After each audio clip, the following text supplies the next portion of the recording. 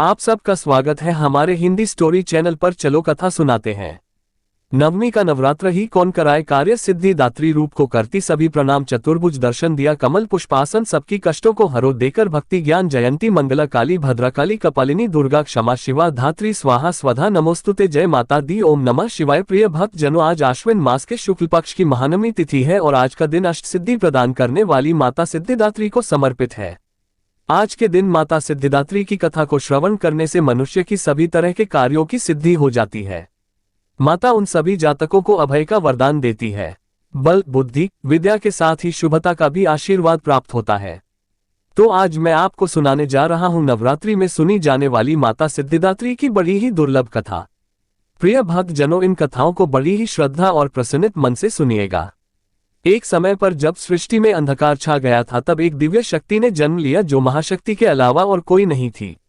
देवी शक्ति ने ब्रह्मा, विष्णु और महादेव की त्रिमूर्ति को जन्म दिया और तीनों को संसार के लिए अपने कर्तव्यों को निभाने के लिए अपनी भूमिका समझने की सलाह दी। उनके कहे अनुसार त्रिदेव एक महासागर के किनारे बैठ गए और कई वर्षों तक तपस्या की। तब मां देवी ने सिद्धिदात्री के रूप में उन्हें दर्शन दिए और तीनों को अपनी शक्तियों के रूप में पत्नियां दी, ताकि वे लोग उनकी मदद से सृष्टि रचना का कारोबार कर सके और धीरे धीरे सृष्टि में सब कुछ निर्माण हो सके। इस तरह मां सिद्धिदात्री की कृपा से सृष्टि की रचना, पालन और संहार का कार्य संचालित हुआ। उस समय भगवान शिव ने माता सिद्धिदात्री की कठोर तपस्या करके 8 सिद्धियों को प्राप्त किया था। साथ ही मां सिद्धिदात्री की कृपा से भगवान शिव का आधा शरीर देवी का हो गया और वे अर्धनारीश्वर कहलाए।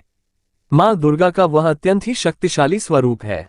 इस ब्रह्मांड की शक्ति देवी दुर्गा है, जिन्होंने समय समय पर विभिन्न रूप धारण करके प्रकृति और सृष्टि के संरक्षण का कार्यभार संभाला। जब किसी दैत्य के सामने देवताओं के युद्ध कौशल कम पड़ जाया करते थे, तो स्वयं मां आदि शक्ति भवानी सिद्धिदात्री ने अपने पुत्रों का रक्षण किया। माता सिद्धिदात्री देवी दुर्गा जो न सिर्फ नारी शक्ति का स्वरूप है, बल्कि भक्तों की आस्था का परम पात्र भी है। एक समय पर महिषासुर नामक एक भयंकर राक्षस ने चारों ओर हाहाकार मचा दिया। वह जहां तहां मौत का नाच नचाता था और उसके गण ऋषियों के यज्ञों में विघ्न उत्पन्न करते थे। महिषासुर को वरदान प्राप्त था कि कोई भी देव, पशु या नर उसका वध नहीं कर सकता, इसलिए स्वयं त्रिदेव भी उसको मारने में असमर्थ थे। निरंकुश दैत्य राज महिषासुर ने अपने वरदान को कवच के रूप में उपयोग करते हुए देवलोक में भी अपना आधिपत्य जमा लिया और देवों को वहां से निकाल फेंका। देवताओं के यज्ञ भाग को भी उसने अपने वश में कर लिया। दैत्य राज्य से परेशान होकर सभी देवता त्रिदेव के पास गए और उनकी स्तुति करने लगे।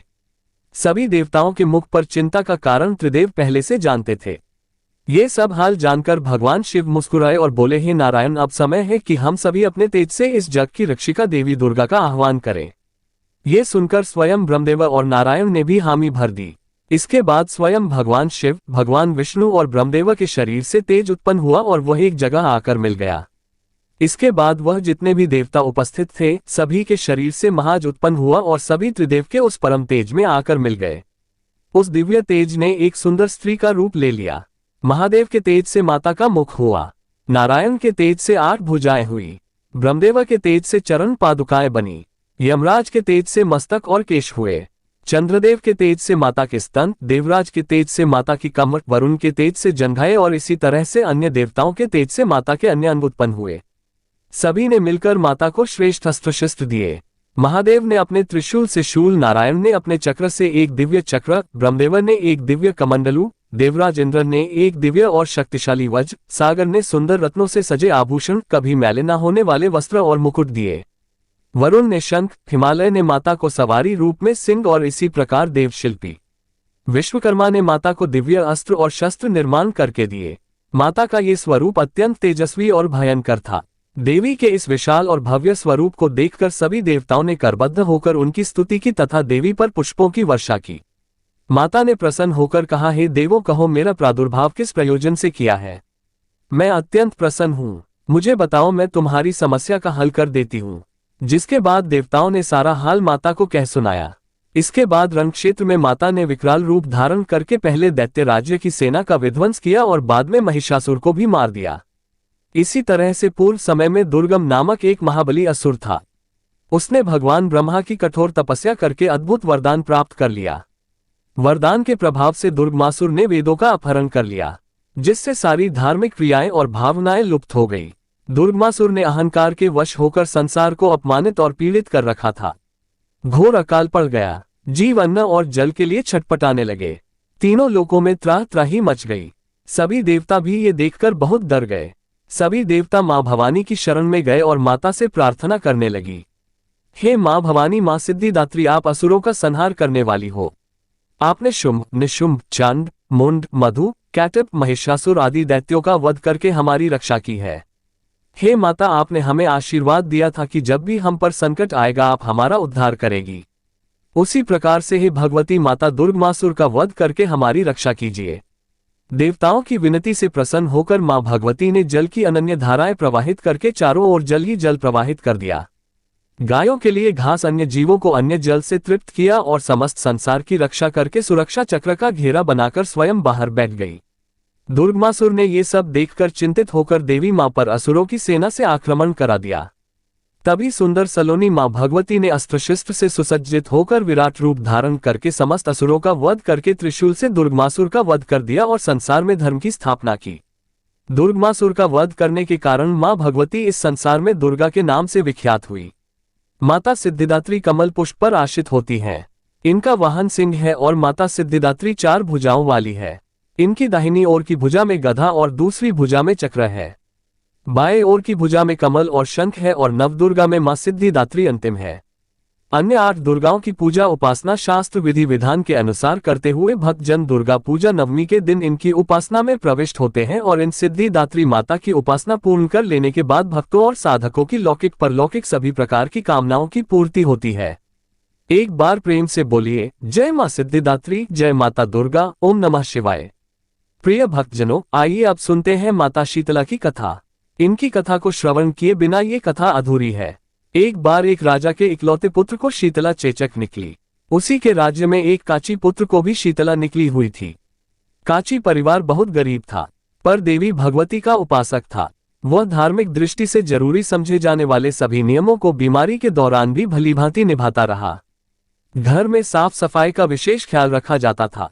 नियम से देवी भगवती की पूजा होती थी। नमक खाने पर पाबंदी थी। सब्जी में ना तो छौंक लगता था और ना कोई वस्तु भुनी तली जाती थी। गर्म वस्तु ना वह स्वयं खाता ना शीतला वाले लड़के को देता था। ऐसा करने से उसका पुत्र शीघ्र ही ठीक हो गया। उधर जब से राजा के लड़के को शीतला का प्रकोप हुआ था, तब से उसने देवी भगवती के मंडप में शतचंडी का पाठ शुरू करवा रखा था। रोज हवन और बलिदान होते थे। राज पुरोहित भी सदा भगवती के पूजन में निमग्न रहते। राजमहल में रोज कढ़ाई चढ़ती, विविध प्रकार के गर्म स्वादिष्ट भोजन बनते। सब्जी के साथ कई प्रकार के मांस भी पकते थे। इसका परिणाम ये होता कि उन लजीज भोजनों की गंध से राजकुमार का मन मचल उठता।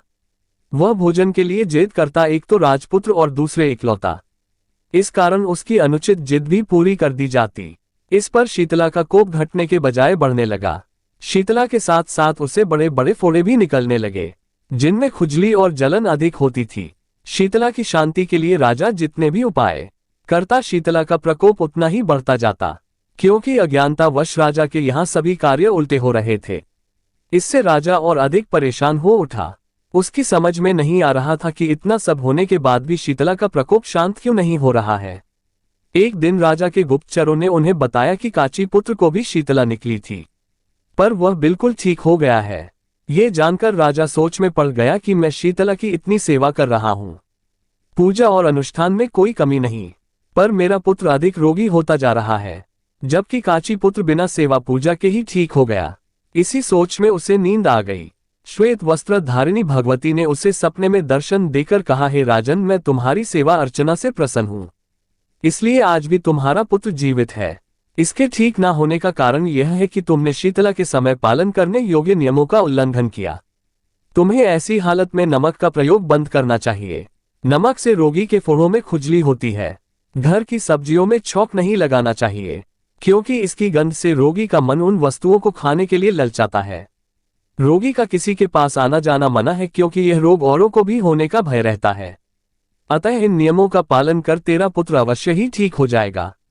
विधि समझाकर देवी अंतर्ध्यान हो गई। इसके बाद राजा सपने में मां भगवती के दर्शन पाकर बहुत ही खुश थे और अगले दिन से ही राजा ने शीतला माता के बताए हुए नियमों का पालन किया। देखते ही देखते कुछ ही दिनों में राजा का बेटा स्वस्थ हो गया। उसके बाद राजा ने पूरे राज्य में घोषणा करवाई कि चैत्र मास की कृष्ण पक्ष में आने वाली अष्टमी तिथि को शीतला माता की पूरी विधि विधान से पूजा की जाएगी। इस दिन पूरे राज्य में कोई भी घर पर चूल्हा नहीं जलाएगा और हर महीने अष्टमी तिथि के दिन व्रत रखकर व्रत कथा सुनी जाएगी। तो सारी जनता ने राजा के इस आदेश को पूरी श्रद्धा पूर्वक पालन किया। ऐसा करने से उन्हें शीतला माता का आशीर्वाद प्राप्त हुआ और पूरे राज्य में कभी भी रोग व्याधि नहीं आए। इसी दिन भगवान कृष्ण और माता देवकी का विधिवत पूजन करके मध्यकाल में भोजन का भोग लगाना चाहिए। ऐसा करने से पुण्य ही नहीं मिलता बल्कि समस्त दुखों का भी निवारण होता है। एक बार प्रेम से बोलिए जय माता शीतला। ओम नमः शिवाय। प्रिय भक्त जनों, अब सुनते हैं शीतला माता की दूसरी कथा। एक गांव में ब्राह्मण दंपति रहते थे। दंपति के 2 बेटे और 2 बहुएं थीं। बहुओं को लंबे समय के बाद बेटे हुए। इतने में शीतला अष्टमी का पर्व आया। घर में पर्व के अनुसार ठंडा भोजन तैयार किया गया। दोनों बहुओं के मन में विचार आया कि यदि हम ठंडा बासी भोजन लेंगी तो बीमार हो जाएंगी और बेटे भी अभी छोटे हैं। इस विचार के कारण दोनों बहुओं ने चोरी छिपे पशुओं के दाने तैयार करने के बर्तन में गुपचुप 2 बाटी तैयार कर ली। सास बहू शीतला की पूजा करके आए और शीतला माता की कथा सुनी। बाद में सास शीतला माता के भजन करने बैठ गई, लेकिन दोनों बहुएं बच्चे रोने का बहाना बनाकर घर आ गई। दाने के बर्तन से गर्मागर्म रोटला निकाला, चूरमा किया और पेट भरकर खाना खाया। सास ने घर आने पर बहुओं से भोजन करने के लिए कहा। बहुएं ठंडा बासी भोजन करने का दिखावा करके घर के काम में लग गई। सास ने कहा, बच्चे कब के सोए हुए हैं, उन्हें जगाकर भोजन करा लो। बहुएं जैसे ही अपने बेटों को जगाने गई तो उन्हें मृत पाया। ऐसे बहुओं की करतूतों के फलस्वरूप शीतला माता के प्रकोप के कारण हुआ था। बहुएं विवश हो गई और सास ने घटना जानने के बाद बहुओं को खूब डांटा। सास बोली कि तुम लोगों ने शीतला माता की अवहेलना की है, इसलिए घर से निकल जाओ और बेटों को जिंदा स्वस्थ लेकर ही घर में वापस पैर रखना। अपने मरे हुए बेटों को टोकरे में सुलाकर दोनों बहुएं घर से निकली और जाते जाते रास्ते में एक जीर्ण वृक्ष आया। ये खेजड़ी का वृक्ष था। इसके नीचे ओरी शीतला दोनों बहनें बैठी थी। दोनों के बालों में खूब सारी जुएं थी। बहुओं को थकान हो गई थी, इसलिए दोनों बहुएं ओरी और शीतला के पास आकर बैठ गई। उन दोनों ने शीतला और ओरी के बालों से खूब सारी जू निकाली। जुओं का नाश होने से ओरी और शीतला ने अपने मस्तक में शीतलता का अनुभव किया और कहा, तुम दोनों ने हमारे मस्तक को शीतल किया है, वैसे ही तुम्हें पेट की शांति मिले। दोनों बहुएं एक साथ बोली कि पेट का दिया हुआ ही लेकर हम मारी मारी भटक रही हैं, परंतु शीतला माता के दर्शन हुए ही नहीं। शीतला माता ने कहा कि तुम दोनों पापिनी हो, दुष्ट हो, दुराचारिणी हो, तुम्हारा तो मुंह देखने भी योग्य नहीं है। शीतला अष्टमी के दिन ठंडा भोजन करने के बदले तुम दोनों ने गर्म भोजन कर लिया था। ये सुनते ही बहुओं ने शीतला माता जी को पहचान लिया। देवरानी जेठानी ने दोनों माताओं का वंदन किया, गिड़गिड़ाते हुए कहा कि हम तो भोली भाली हैं और अनजाने में हमने गर्म ताजा भोजन खा लिया था। आपके प्रभाव को हम जानती नहीं थी। आप हम दोनों को क्षमा करें, हम पुनः ऐसा दुष्कृत कभी नहीं करेगी। उनके पश्चाताप भरे वचनों को सुनकर माताएं प्रसन्न हो गई। शीतला माता ने मृतक बालकों को जीवित कर दिया। बहुएं तब बच्चों को साथ लेकर आनंद से वापस गांव लौट आए। गांव के लोगों ने जाना कि दोनों बहुओं को शीतला माता के साक्षात दर्शन हुए। दोनों का धूमधाम से स्वागत करके गांव में प्रवेश करवाया गया। बहुओं ने कहा, हम गांव में शीतला माता के मंदिर का निर्माण करवाएंगी। चैत्र मास में शीतला अष्टमी के दिन मात्र ठंडा खाना ही खाएंगी। उसके बाद में सारे गांव वाले शीतला माता की पूजा बड़ी धूमधाम से करने लगे और बासी भोजन करने लगे। तो पूरे गांव पर शीतला माता की खूब कृपा बरसी। शीतला माता ने बहुओं पर जैसी अपनी दृष्टि की वैसी ही सब पर अपनी कृपा करना। श्री शीतला माता सदा हमें शांति, शीतलता तथा आरोग्य प्रदान करे। जय माता शीतला, जय हो माँ दुर्गा। ओम नमः शिवाय। प्राचीन काल में मनोहर नगर में पीठ नाम का एक अनाथ ब्राह्मण रहता था। वह भगवती दुर्गा का भक्त था। उसकी संपूर्ण सद्गुणों से युक्त सुमति नाम की एक अत्यंत सुंदरी कन्या उत्पन्न हुई। वह कन्या सुमति अपने पिता के घर बाल्यकाल में अपनी सहेलियों के साथ क्रीड़ा करती हुई इस प्रकार बढ़ने लगी जैसे शुक्ल पक्ष में चंद्रमा की कला बढ़ती है। उसका पिता प्रतिदिन जब दुर्गा माँ की पूजा करके होम किया करता, वह उस समय नियम से वहां उपस्थित रहती। एक दिन सुमति अपनी सखियों के साथ खेल में लग गई और भगवती के पूजन में उपस्थित नहीं हुई। उसके पिता को पुत्री की ऐसी असावधानी देखकर क्रोध आया और वह पुत्री से कहने लगा, अरे दुष्ट पुत्री, आज तूने भगवती का पूजन नहीं किया, इस कारण मैं किसी कुष्ठ रोगी या दरिद्र मनुष्य के साथ तेरा विवाह करूंगा। पिता का ऐसा वचन सुनकर सुमति को बड़ा दुख हुआ और पिताजी से कहने लगी, हे पिताजी, मैं आपकी कन्या हूं तथा सब तरह आपके अधीन हूं। जैसी आपकी इच्छा हो वैसा ही करो। राजा से, कुष्टी से, दरिद्र से अथवा जिसके साथ चाहो मेरा विवाह कर दो, पर होगा वही जो मेरे भाग्य में लिखा है। मेरा तो अटल विश्वास है, जो जैसा कर्म करता है उसको कर्मों के अनुसार वैसा ही फल प्राप्त होता है। क्योंकि कर्म करना मनुष्य के अधीन है, पर फल देना ईश्वर के अधीन है। जैसे अग्नि में पड़ने से तन आदि उसको अधिकत प्रदीप्त कर देते हैं, इस प्रकार कन्या के निर्भयता से कहे हुए वचन सुनकर उस ब्राह्मण ने क्रोधित होकर अपनी कन्या का विवाह एक पुष्टि के साथ कर दिया और अत्यंत क्रोधित होकर पुत्री से कहने लगा, हे पुत्री, अपने कर्म का फल भोगो, देखे भाग्य के भरोसे रहकर क्या करती हो। पिता के ऐसे कटु वचनों को सुनकर सुमति मन में विचार करने लगी, अहो मेरा बड़ा दुर्भाग्य है जिससे मुझे ऐसा पति मिला। इस तरह अपने दुख का विचार करती हुई वह कन्या अपने पति के साथ वन में चली गई और डरावने कुशायुक्त उस निर्जन वन में उन्होंने वह रात बड़े कष्ट से व्यतीत की।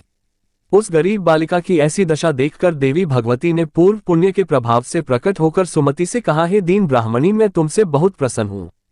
तुम जो चाहो वो वरदान मांग सकती हो। भगवती दुर्गा का ये वचन सुनकर ब्राह्मणी ने कहा, आप कौन है, वह सब मुझसे कहो। तो ब्राह्मणी का ऐसा वचन सुनकर देवी ने कहा, मैं आदि शक्ति भगवती हूं और मैं ही ब्रह्मा विद्या और सरस्वती हूं। प्रसन्न होने पर मैं प्राणियों का दुख दूर कर उनको सुख प्रदान करती हूं। हे ब्राह्मणी, मैं तुझ पर तेरे पूर्व जन्म के पुण्य के प्रभाव से प्रसन्न हूं। तुम्हारे पूर्व जन्म का वृतांत सुनाती हूं, उसे ध्यान पूर्वक सुनो। तू पूर्व जन्म में निषाद भील की स्त्री थी और अति पतिव्रता थी। एक दिन तेरे पति निषाद ने चोरी की। चोरी करने के कारण तुम दोनों को सिपाहियों ने पकड़ लिया और ले जाकर जेलखाने में कैद कर दिया। उन लोगों ने तुझको और तेरे पति को भोजन भी नहीं दिया। इस प्रकार नवरात्रि के दिनों में तुमने ना तो कुछ खाया और ना जल ही पिया। इस प्रकार 9 दिन तक नवरात्रि का व्रत हो गया। हे ब्राह्मणी, उन दिनों में जो व्रत हुआ इसके प्रभाव से प्रसन्न होकर मैं तुझे मनोवांछित वर देती हूँ। तुम्हारी जो इच्छा हो सो मांगो। इस प्रकार दुर्गा के वचन सुनकर ब्राह्मणी बोली, अगर आप मुझ पर प्रसन्न हैं तो हे मां दुर्गे, मैं आपको प्रणाम करती हूँ। कृपा करके मेरे पति का कोढ़ दूर करो। तब देवी ने कहा, उन दिनों तुमने जो व्रत किया था उस व्रत का एक दिन का पुण्य पति का कोढ़ दूर करने के लिए अर्पण करो। उस पुण्य के प्रभाव से तेरा पति कोढ़ से मुक्त हो जाएगा। ब्रह्मा जी बोले। इस प्रकार देवी के वचन सुनकर वह ब्राह्मणी बहुत प्रसन्न हुई और पति को निरोग करने की इच्छा से जब उसने तथास्तु कहा तब उसके पति का शरीर भगवती दुर्गा की कृपा से कुष्ठ रोग से रहित होकर अति कांतिवान हो गया। वह ब्राह्मणी पति की मनोहर देह को देखकर देवी की स्तुति करने लगी। हे मां दुर्गे, आप दुर्गति को दूर करने वाली, तीनों लोकों का संताप हरने वाली, समस्त दुखों को दूर करने वाली, रोगी मनुष्य को निरोग करने वाली, प्रसन्न हो मनोवांछित वर देने वाली और दुष्टों का नाश करने वाली जगत की माता हो। हे अम्बे, मुझ निरपराध अबला को मेरे पति ने कुष्ठी मनुष्य के साथ विवाह कर घर से निकाल दिया। पिता से तिरस्कृत निर्जन वन में विचर रही हो, आपने मेरा इस विपदा से उद्धार किया है। हे देवी, आपको प्रणाम करती हूँ, मेरी रक्षा करो। ब्रह्मा जी बोले, हे बृहस्पति, उस ब्रह्माणी की ऐसी स्तुति सुनकर देवी बहुत प्रसन्न हुई और ब्राह्मणी से कहा, हे ब्राह्मणी, तेरे उदाले नामक अति बुद्धिमान, धनवान, कीर्तिवान और जितेंद्रिय पुत्र शीघ्र उत्पन्न होगा। ऐसा वर प्रदान करके देवी ने ब्राह्मणी से फिर कहा, हे ब्राह्मणी, और जो कुछ तेरी इच्छा हो वो मांग लो। भगवती दुर्गा का ऐसा वचन सुनकर सुमति ने कहा, हे भगवती दुर्गे, अगर आप मुझ पर प्रसन्न हैं तो कृपा कर मुझे नवरात्रि व्रत की विधि और उसके फल का विस्तार से वर्णन करें। इस प्रकार ब्राह्मणी के वचन सुनकर देवी दुर्गा ने कहा, हे ब्राह्मणी, मैं तुम्हें संपूर्ण पापों को दूर करने वाले नवरात्रि व्रत की विधि बताती हूँ, जिसको सुनने से मोक्ष की प्राप्ति होती है। चैत्र मास के शुक्ल पक्ष की प्रतिपदा से लेकर 9 दिन तक विधि पूर्वक व्रत करें। यदि दिन भर का व्रत न कर सके तो एक समय भोजन करें। विद्वान ब्राह्मणों से पूछकर घट स्थापन करें और वाटिका बनाकर उसको प्रतिदिन जल से सींचे। महाकाली, महालक्ष्मी और महासरस्वती देवी की मूर्तियां स्थापित करके उनकी नित्य विधि सहित पूजा करें और पुष्पों से विधि पूर्वक अर्घ दें। बिजौरा के फल से अर्घ देने से रूप की प्राप्ति होती है। जायफल से अर्घ देने से कीर्ति, दाग से अर्घ देने से कार्य की सिद्धि होती है। आंवले से अर्घ देने से सुख की प्राप्ति और केले से अर्घ देने से आभूषणों की प्राप्ति होती है। इस प्रकार पुष्पों और फलों से अर्घ देकर व्रत समाप्त होने पर 9वें दिन यथा विधि हवन करें। खांड, घी, गेहूं, शहद, जौ, तिल, बेल, नारियल, दाख और कदम्ब आदि से हवन करें। गेहूं से होम करने से लक्ष्मी की प्राप्ति होती है। खीर एवं चंपा के पुष्पों से धन की और बेल के पत्तों से तेज व सुख की प्राप्ति होती है। आंवले से कीर्ति और केले से पुत्र की, कमल से राज सम्मान की और दाखों से संपदा की प्राप्ति होती है। खांड, घी, नारियल, शहद, जौ, तिल तथा फलों से होम करने से मनोवांछित वस्तु की प्राप्ति होती है। व्रत करने वाले मनुष्य इस विधि विधान से होम कर आचार्य को अत्यंत नम्रता के साथ प्रणाम करें और यज्ञ की सिद्धि के लिए उसे दक्षिणा दें। इस प्रकार बताई हुई विधि के अनुसार जो व्यक्ति व्रत करता है उसके सब मनोरथ सिद्ध होते हैं। इसमें तनिक भी संदेह नहीं है। इन 9 दिनों में जो कुछ दान दिया जाता है उसका करोड़ों गुना फल मिलता है। इस नवरात्रि व्रत को करने से अश्वमेघ यज्ञ का फल मिलता है। हे ब्राह्मणी, इस संपूर्ण कामनाओं को पूर्ण करने वाले उत्तम व्रत को तीर्थ, मंदिर अथवा घर में विधि के अनुसार करें। ब्रह्मा जी कहते हैं, हे बृहस्पति, इस प्रकार ब्राह्मणी को व्रत की विधि और फल बताकर देवी अंतर्ध्या हो गई। जो मनुष्य या स्त्री इस व्रत को विधि पूर्वक करता है वह इस लोक में सुख प्राप्त कर अंत में दुर्लभ मोक्ष को प्राप्त होता है। हे बृहस्पति, यह इस दुर्लभ व्रत का महात्म्य है जो मैंने तुम्हें बताया है। ये सुनकर बृहस्पति जी आनंद से प्रफुल्लित होकर ब्रह्मा जी से कहने लगे, हे ब्राह्मण, आपने मुझ पर अति कृपा की जो मुझे इस नवरात्रि व्रत का महात्म्य सुनाया। ब्रह्मा जी बोले, हे बृहस्पति, ये देवी भगवती शक्ति संपूर्ण लोकों का पालन करने वाली है। इस महादेवी के प्रभाव को कौन जान सकता है? प्रेम से बोलो, देवी भगवती की जय। ओम नमः शिवाय। जय माता दी। प्रिय भक्त जनों, अब देवी दुर्गा का ध्यान करके दुर्गा सप्तशती के अध्याय 12 और 13 का श्रवण करते हैं। अब सुनिए अध्याय 12, जिसमें देवी चरित्रों के पाठ का महात्म्य मां जगदम्बा भगवती देवताओं से बता रही है। देवी बोली, हे देवताओं, जो एकाग्रचित होकर प्रतिदिन इन स्तुतियों से मेरा स्तवन करेगा उसकी सारी बाधा मैं निश्चय ही दूर कर दूंगी। जो मधु कैटभ का नाश, महिषासुर का वध तथा शुभ निशुभ के संहार के प्रसंग का पाठ करेंगे तथा अष्टमी, चतुर्दशी और नवमी को भी जो एकाग्रचित होकर भक्ति पूर्वक मेरे उत्तम महात्म्य का श्रवण करेंगे उन्हें कोई पाप नहीं छू सकेगा। उन पर पाप जनित आपत्तियां भी नहीं आएंगी। उनके घर में कभी दरिद्रता नहीं होगी तथा उनको कभी प्रेमी जनों के बिछुओं का कष्ट भी नहीं भोगना पड़ेगा। इतना ही नहीं, उन्हें शत्रु से, लुटेरों से, राजा से, शस्त्र से, अग्नि से तथा जल की राशि से भी कभी भय नहीं होगा। इसलिए सबको एकाग्रचित होकर भक्ति पूर्वक मेरे इस महात्म्य को सदा पढ़ना और सुनना चाहिए। ये परम कल्याणकारक है। मेरा महात्म्य महामारी जनित समस्त उपद्रवों तथा आध्यात्मिक आदि तीनों प्रकार के उत्पातों को शांत करने वाला है। मेरे जिस मंदिर में प्रतिदिन विधि पूर्वक मेरे इस महात्म्य का पाठ किया जाता है उस स्थान को मैं कभी नहीं छोड़ती। वहां सदा ही मेरा सन्निधान बना रहता है। बलिदान, पूजा, होम तथा महोत्सव के अवसरों पर मेरे इस चरित्र का पूरा पाठ और श्रवण करना चाहिए। ऐसा करने पर मनुष्य विधि को जानकर या बिना जाने भी मेरे लिए जो बलि, पूजा या होम आदि करेगा उसे मैं बड़ी प्रसन्नता के साथ ग्रहण करूंगी। शरद काल में जो वार्षिक महापूजा की जाती है उस अवसर पर जो मेरे इस महात्म्य को भक्ति पूर्वक सुनेगा वह मनुष्य मेरे प्रसाद से सब बाधाओं से मुक्त तथा धनधान्य एवं पुत्र से संपन्न होगा। इसमें तनिक भी संदेह नहीं है। मेरे इस महात्म्य, मेरे प्रादुर्भाव की सुंदर कथाएं तथा युद्ध में किए हुए मेरे पराक्रम सुनने से मनुष्य निर्भय हो जाता है। मेरे महात्म्य का श्रवण करने वाले पुरुषों के शत्रु नष्ट हो जाते हैं। उन्हें कल्याण की प्राप्ति होती है तथा उनका कुल आनंदित रहता है। सर्वत्र शांति, कर्म में बुरे स्वप्न दिखाई देने पर तथा ग्रह जनित भयंकर पीड़ा उपस्थित होने पर मेरा महात्म्य श्रवण करना चाहिए। इससे सब विघ्न तथा भयंकर ग्रह पीड़ाएं शांत हो जाती है और मनुष्यों द्वारा देखा हुआ दुस्वप्न शुभ स्वप्न में परिवर्तित हो जाता है।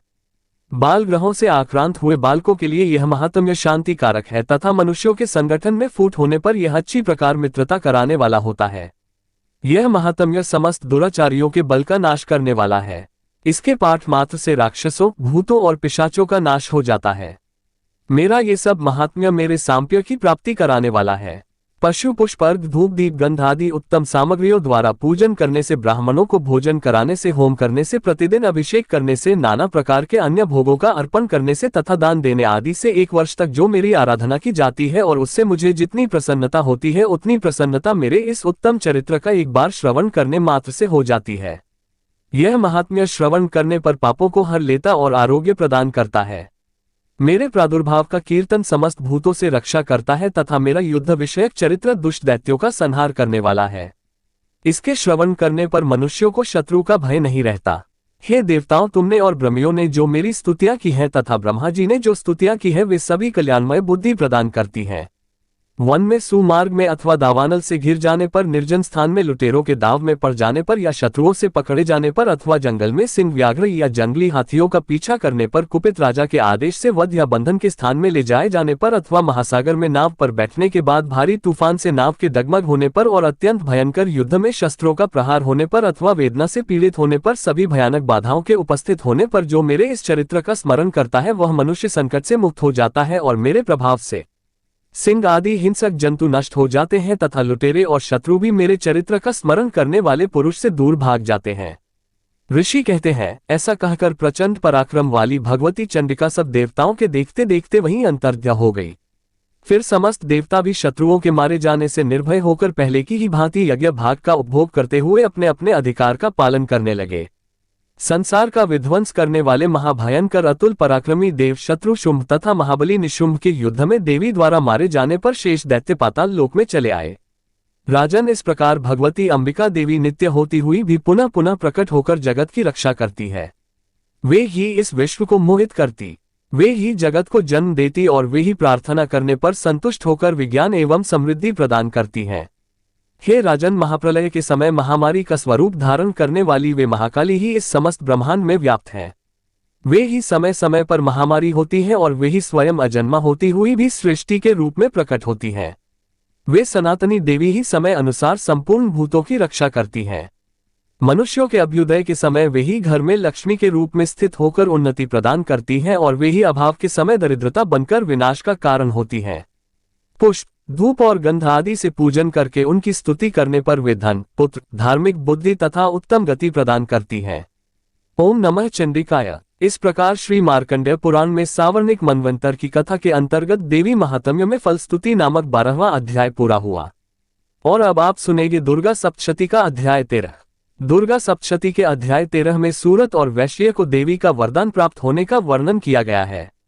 ऋषि कहते हैं, हे राजन, इस प्रकार मैंने तुमसे देवी के उत्तम महात्म्य का वर्णन किया जो इस जगत को धारण करती हैं। उन देवी का ऐसा ही प्रभाव है, वे ही विद्या ज्ञान उत्पन्न करती हैं। भगवान विष्णु की माया स्वरूपा उन भगवती के द्वारा ही तुम ये वैश्य तथा अन्य विवेकी जन मोहित होते हैं, मोहित हुए हैं और आगे भी मोहित होंगे। महाराज, तुम उन्हीं परमेश्वरी की शरण में जाओ। आराधना करने पर वे ही मनुष्यों को भोग, स्वर्ग तथा मोक्ष प्रदान करती हैं। श्री मार्कंडेय जी कहते हैं, कृष्टुकी जी मेधा मुनि के यह वचन सुनकर राजा सूरत ने उत्तम व्रत का पालन करने वाले उन महाभाग महर्षि को प्रणाम किया। वे अत्यंत ममता और राज्य अपहरण से बहुत खिन्न हो चुके थे। महामुनि इसलिए विरक्त होकर वे राजा तथा वैश्य तत्काल तपस्या को चले गए और वे जगदम्बा के दर्शन के लिए नदी के तट पर रहकर तपस्या करने लगे। वे वैश्य उत्तम देवी सूक्त का जप करते हुए तपस्या में प्रवृत्त हुए। वे दोनों नदी के तट पर देवी की मिट्टी की मूर्ति बनाकर पुष्प, धूप और हवन आदि के द्वारा उनकी आराधना करने लगे। उन्होंने पहले तो आहार को धीरे धीरे कम किया, फिर बिल्कुल निराहार रहकर देवी में ही मन लगाए एकाग्रता पूर्वक उनका चिंतन आरंभ किया। वे दोनों अपने शरीर के रक्त से प्रोक्षित बलि देते हुए लगातार 3 वर्ष तक संयम पूर्वक आराधना करते रहे। इस पर प्रसन्न होकर जगत को धारण करने वाली चंडिका देवी ने प्रत्यक्ष दर्शन देकर कहा, देवी बोली, राजन तथा अपने कुल को आनंदित करने वाले वैश्य, तुम लोग जिस वस्तु की इच्छा रखते हो वह मुझसे मांगो, मैं संतुष्ट हूं, अतः तुम्हें वह सब कुछ दूंगी। मार्कंडेय जी कहते हैं, तब राजा ने दूसरे जन्म में नष्ट न होने वाला राज्य मांगा तथा इस जन्म में भी शत्रुओं की सेना को बलपूर्वक नष्ट करके पुनः अपना राज्य प्राप्त कर लेने का वरदान मांगा। वैश्य का मन संसार की ओर से खिन्न और विरक्त हो चुका था और वे बड़े बुद्धिमान थे, अतः उस समय उन्होंने तो ममता और अहंता रूप आसक्ति का नाश करने वाला ज्ञान मांगा।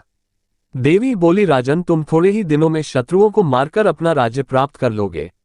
अब वहां तुम्हारा राज्य स्थिर रहेगा। फिर मृत्यु के पश्चात तुम भगवान विवस्वान अर्थात सूर्य के अंश से जन्म लेकर इस पृथ्वी पर सावर्णिक मनु के नाम से विख्यात होंगे। वैश्ववर्य, तुमने भी जिस वर को मुझसे प्राप्त करने की इच्छा की है उसे देती हूं। तुम्हें मोक्ष के लिए ज्ञान प्राप्त होगा। मार्कंडेय जी कहते हैं, इस प्रकार उन दोनों को मनोवांछित वरदान देकर तथा उनके द्वारा भक्ति पूर्वक अपनी स्तुति सुनकर देवी अंबिका तत्काल अंतर्ध्या हो गई। इस तरह देवी से वरदान पाकर क्षत्रियों में श्रेष्ठ सूरत सूर्य से जन्म लेकर सावर्णी नामक मनु होंगे। इस प्रकार श्री मार्कंडेय पुराण में सावर्णिक मनवंतर की कथा के अंतर्गत देवी महात्म्य में सूरत और वैश्य को वरदान नामक 13वां अध्याय पूरा हुआ। और अब सुनते हैं दुर्गा सप्तशती का पाठ। पूरे भक्ति भाव के साथ ओम नमः चंडिकाय इस मंत्र का उच्चारण कीजिए और अपने दोनों हाथ जोड़कर मां भगवती जगदम्बा को प्रणाम करके इस पाठ को श्रवण कीजिए। भगवान शिव बोले, हे देवी, तुम भक्तों के लिए सुलभ हो और समस्त कर्मों का विधान करने वाली हो। कलयुग में कामनाओं की सिद्धि हेतु यदि कोई उपाय हो तो उसे अपनी वाणी के द्वारा सम्यक रूप से व्यक्त करो। तब देवी ने कहा, हे देव, आपका मेरे ऊपर बहुत स्नेह है।